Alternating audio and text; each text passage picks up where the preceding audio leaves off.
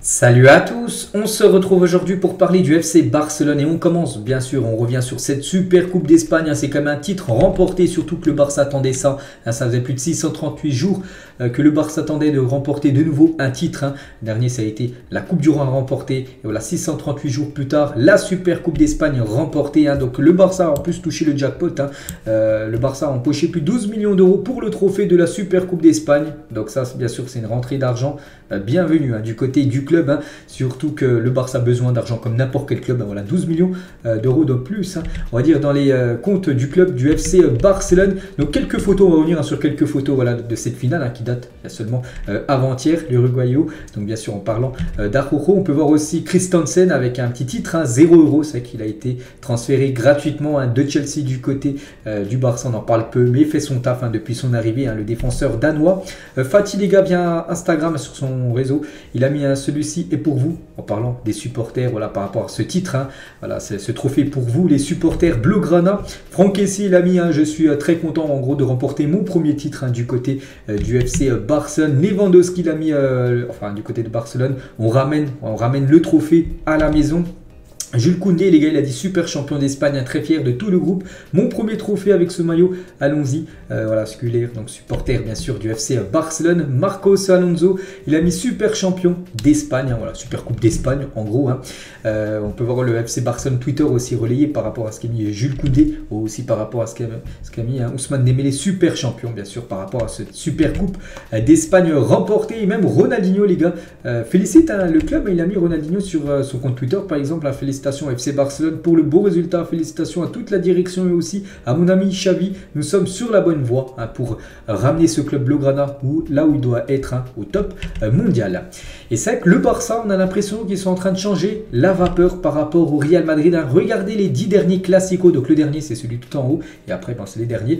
Bon, on peut voir il y a quand même un avantage par rapport, enfin pour le Real par rapport au Barça, parce que le Real en a remporté 6, 3 pour le Barça et un match nul. Mais sur les 3 derniers, il y a quand même 2 victoires du FC Barcelone et une défaite. C'était en Liga cette saison, mais il ne faut pas oublier les gars, de 2000, c'était du 12 septembre 2022 je crois jusqu'à 2020, le Real avait enchaîné quand même 5 victoires, 5 classicos d'affilée. Là vraiment le Barça avait beaucoup de mal à battre l'équipe du Real, puis là ça commence à changer et ça bien sûr c'est une bonne augure, voilà, le Barça repasse un peu devant le Real Madrid par rapport aux classicos remportés et ça bien sûr c'est une très bonne nouvelle pour le club.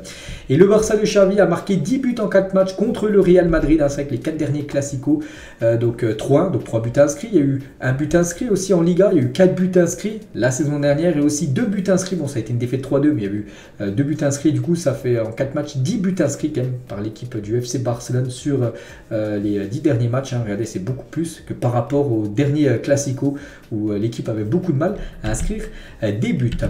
Toujours avec Xavi, il est retourné, le Barça actuellement, le FC Barcelone est actuellement du côté de l'Espagne, sont revenus bien sûr, ils ont quitté l'Arabie Saoudite, il a pu montrer cette médaille de super coupe d'Espagne remportée à son fils, Xavi. Et Xavi, c'est vrai qu'il a remporté ce titre en tant qu'entraîneur, mais il l'a remporté aussi à l'époque en tant que joueur du côté du FC Barcelone. En plus c'est lui qui l'avait soulevé en premier, vu que c'était le capitaine du Barça à l'époque, et c'est quand on pense à Xavi, on pense aussi avec son association avec Iniesta à l'époque, c'est que la relève, voilà, Gavi, Pedri, ça brûle les yeux tellement que c'est les successeurs des deux, Donc Xavi, les gars, sur Gavi, il a dit, c'est un garçon qui nous émeut tous, quand tu le vois s'engager autant, il met toute son âme dans son football et son caractère est contagieux, il se propage à toute l'équipe, ça vient de l'intérieur, c'est remarquable, et il fait tout cela à seulement 18 ans, le jeune Gavi, on a l'impression qu'il a déjà 23-24 ans, tellement que c'est un joueur confirmé, pas du tout, il est en tout début de carrière, il a seulement 18 ans et il montre déjà de très très belles choses, c'est vraiment le bon augure, on va dire, pour le futur de Barcelone. Et la une aujourd'hui du journal Sport, ce mardi 17 janvier. Donc Gavi est géant en une journal Sport et la une journal Mundo Deportivo. Donc Gavi hors pur, tout simplement par rapport à cette pépite, voilà, ce diamant que possède le FC Barcelone. Et toujours avec Gavi, donc avec son but en finale de Supercoupe, Pablo Gavi est devenu le 3e plus jeune joueur à marquer lors d'un classico derrière Fatih et Raúl González. Donc c'est toujours Fatih qui a le record par rapport au but inscrit en tant que joueur le plus jeune, 17 ans et 359 jours. Deuxième, bon, c'est un joueur du Real Madrid, Raoul. Et le troisième, c'est Gavi, 18 ans et 163 jours. Donc félicitations à la pépite Gavi. Et toujours avec Gavi, tiens, on rajoute Pedri en plus, donc Andy West, donc c'est un journaliste anglais, il a dit parfois je pense que Pedri est meilleur que Gavi et parfois je pense que Gavi est meilleur que Pedri, mais je mesure surtout à quel point le Barça a de la chance d'avoir ces deux-là au milieu de terrain pour les 10 prochaines années. C'est vrai que c'est vraiment le futur du FC Barça, en espérant qu'ils restent, pourquoi pas toute leur carrière du côté du club. Une petite photo de Gavi avec Lewandowski. Et Lewandowski partage vraiment une relation spéciale avec Gavi. Le Polonais donne des conseils constants aux jeunes et lui a demandé d'apprendre déjà l'anglais pour mieux communiquer, de manger équilibré et d'éviter les boissons gazeuses. Il voit quelque chose de spécial en lui. C'est que Lewandowski, c'est peut-être un peu son protégé, on va dire, Gavi. Vu que voilà, Lewandowski il a déjà fait une énorme carrière, un joueur avec beaucoup d'expérience, beaucoup d'années, alors que Gavi il est en tout début de carrière et il le prend sous son aile, en gros, Lewandowski, par rapport au jeune Gavi. Et pour revenir les gars, sur Lewandowski, pour sa première saison, c'est plutôt pas mal, niveau chiffre. 22 matchs, 20 buts, 5 passes D et un trophée, bien sûr, cette super coupe d'Espagne, en espérant des autres trophées. Le prochain, ça peut être la coupe du roi, qui peut être le prochain trophée remporté par le club. Et cette photo, les gars, voilà, c'est une photo décisive, on peut dire, avec Gavi, un but, 2 passes D, Lewandowski, un but, une passe D et Pedri, buteur. En gros, c'est les 3 joueurs qui ont été décisifs lors de cette finale de la super coupe d'Espagne en faveur du Barça. On va parler de Busquets, donc il a joué lors de cette rencontre, il a fait plutôt un match correct, bon, pas non plus un match extraordinaire parce qu'il commence à prendre de l'âge, mais bon, il a fait son match, voilà.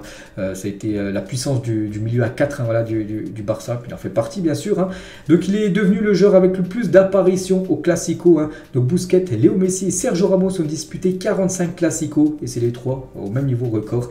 Du coup, si Busquets joue le match retour de Liga, ce Barça au Camp Nou contre le Real Madrid, donc un nouveau Classico pour lui, s'il joue seulement une minute, il sera 46 et sera seul en tête, le légendaire Busquets.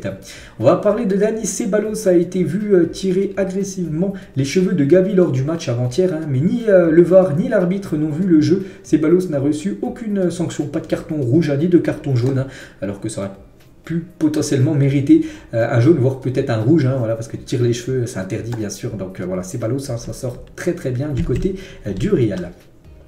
Donc voilà ce qu'on pouvait dire sur cette super coupe d'Espagne. Donc voilà, maintenant le programme, on est le 17 et le 19. Voilà, le Barça de retour au travail avec un match du côté de Ceuta, cette équipe de 3e division, voilà, espagnole. Donc ça sera un match de Coupe du Roi, c'est après-demain à 20 h le coup d'envoi. Puis après, retour aux choses sérieuses en Liga, Retafe, Gérone, Betis, Séville et Villarreal au programme. Ce sera quasiment des matchs tous les 3 jours. On peut voir voilà, les dates, c'est quasiment à chaque fois 3 jours un match. Puis après, il y a ce match Barça-Manchester, après Barça-Cadix, puis après Manchester-Barça, le match retour du côté de Old Trafford. Donc voilà, le gros programme jusqu'au 23 février, là, dans quasiment un mois. Voilà, toutes les rencontres. Donc voilà, il y aura beaucoup de matchs.